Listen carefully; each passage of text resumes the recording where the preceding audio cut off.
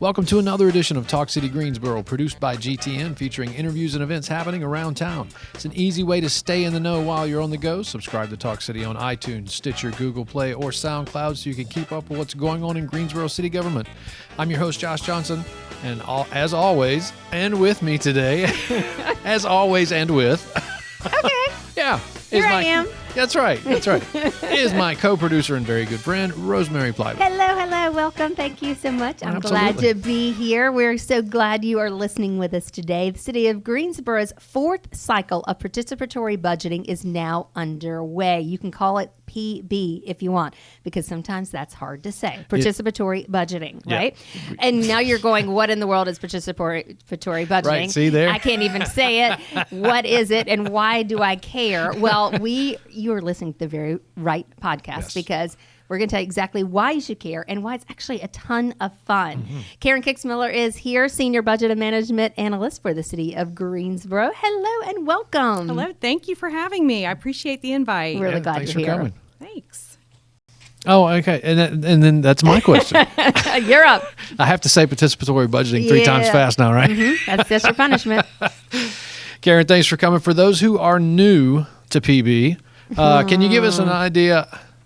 Can you get, sorry, that just trips me up every time. Give us an idea of what participatory budgeting is and a basic idea of how the process works. Sure. So participatory budgeting is a democratic process that allows residents to determine how to spend public funds. And in Greensboro, each city council district will have $100,000 that residents can decide on which projects for city council to fund.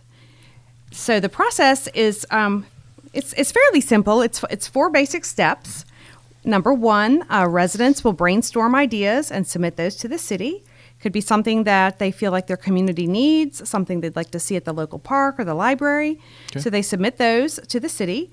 Then we have volunteers called project advocates.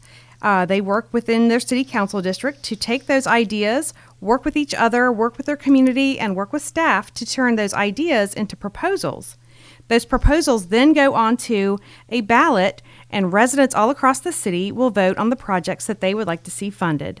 And then finally, city council will fund the projects, and city staff will begin implementing those projects in the next fiscal year.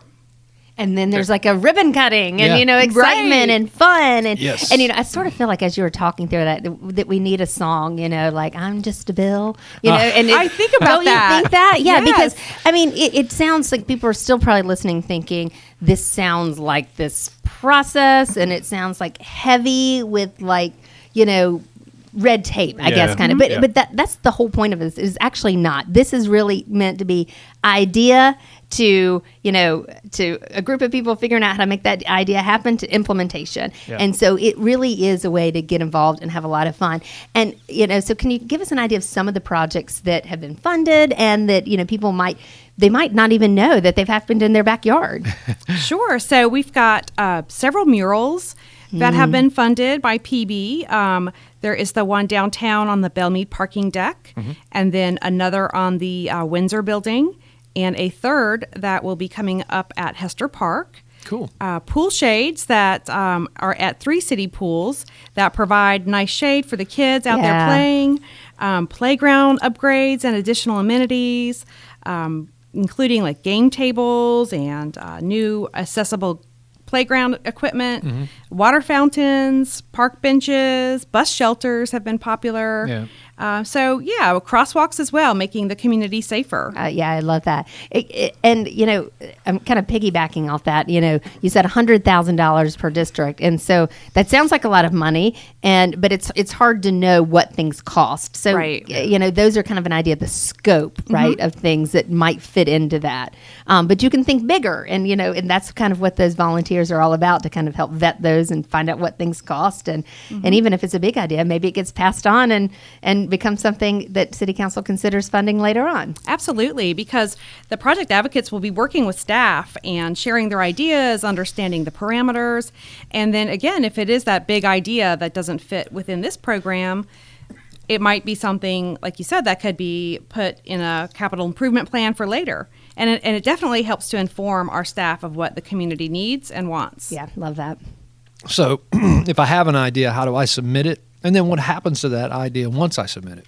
Sure. So you can go to pbgreensboro.com, and we will have an idea collection form up online starting February the 1st. You can submit your idea on a form. We will also have idea collection boards that are going to be stationed in different districts at parks and rec facilities as well as libraries.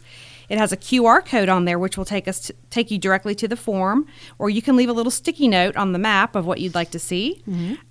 So, a couple different ways. And then also, once that idea is submitted, we will pull all those ideas together and give those to the volunteers within your city council district, and they will look through maybe hundreds of ideas submitted by residents to pull out the maybe 10 or 20 that look most feasible, that address the biggest need, and then work with staff to get those on the ballot. Okay, and so you're talking about these project advocates. Those are people like us. Absolutely. Like, they're not people who necessarily work for the city. No, but, those are regular folks who volunteer. That just have a love for the community, want to learn the process. And I will say that the project advocates, they do a lot of heavy lifting in this process. It can be fun. It can be challenging. They learn a lot about the city, about their community. And the process for them would run from March till about July. So it is kind of intense, but it takes time to really frame out these ideas to make sure they can be feasible, to get the costs and, good locations for them. So again, it's a really great learning process and engagement with the community as well as staff. Just a lot of fun too. I mean, it's the whole idea that you can be part of a project from idea to implementation. To completion, yeah. Absolutely. Yeah. So do you have a favorite project yourself? I mean, I know you've seen so many come through. I have. It's so hard to choose. I know. There's so They're many like your great babies, projects. right? I think there's a crosswalk. I believe it's on Elam and Camden, I believe. And they partnered, when they put the crosswalk in, they partnered with Lindley Park Elementary School, and the art teacher and the children came out and designed a mural that went across that crosswalk. So it was a really nice blending of a PB project with another community project, which I thought was really cool. I also really enjoy seeing the upgrades to the playground. Children really need a place to go and run and be wild, and so it's nice to see those as well. Yeah, and it gets you a chance. You can, go look at other communities, or maybe you've seen something when you've traveled outside of Greensboro, and you're like, we need that here. Well, this is the time to make that happen. Yep. So where do people go for more information to get involved? What's the best resource? Okay, so coming up on Wednesday night, February the 2nd, we are going to be hosting our PB Kickoff and Community Workshop. So you can register for that event by going to pbgreensboro, all one word, .com.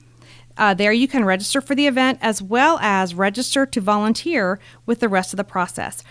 This is a community-oriented event, and it's so important that residents just like yourself participate in the process and come out and learn and to be a part of the greater community.